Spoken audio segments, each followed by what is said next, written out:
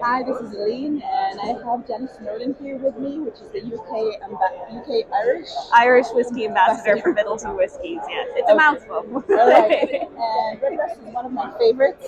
I've tried the 27, the last whiskey show, and it was phenomenal.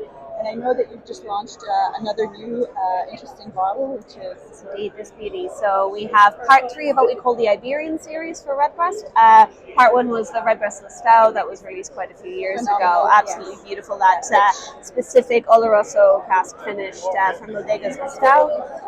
Bodegas Listau being the most iconic sherry winemaker in existence. So the fact that we were able to put that in a bottle is a beautiful thing. So it was this beautiful, punchy, zesty, quite jammy compote whiskey.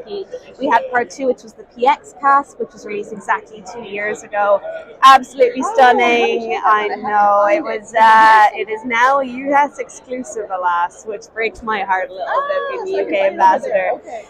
So the US exclusive PX cask. So that was just a lovely, like brown sugary one. We now have the tawny port, which is part 3. With the tawny port, because of that matured port, we have that lovely kind of like nuttiness, like nearly like cherry coming through it as well. So really, really lovely. Love it. So before we part, can you tell us 5 things we didn't know about Redbreast? Absolutely. Well, some of these things you may know, but I think it's things that are important to know. So Redbreast is a single pot still Irish whiskey. Ireland's more traditional to a Scotch single malt. The only difference being we use malted and unmalted barley.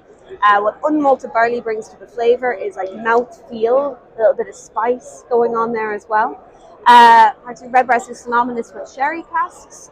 Everyone associate that Redbreast 12 with that lovely kind of like dried fruits, nuts and figs, those Christmassy notes. I know the word Christmassy ain't a real word, but we know what I mean. But every single one does use sherry and bourbon. Because we use a lot of first fill sherry, especially with Redbreast 12, that's the one that kind of shines through the most.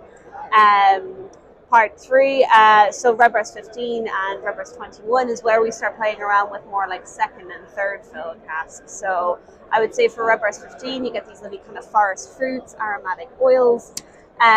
With Redbreast 21, it's tropical. It's like your mango, kiwi, pineapple, desert island whiskey. But how many have I done now? I think that's 4 things. Number 5. Oh God, what's a really nice one to go? Look, it's the biggest selling premium Irish whiskey in the world at this point. Redbreast 12 is really the one that's introduced an awful lot of people to the category that is single pot still Irish whiskey. Wonderful. Okay.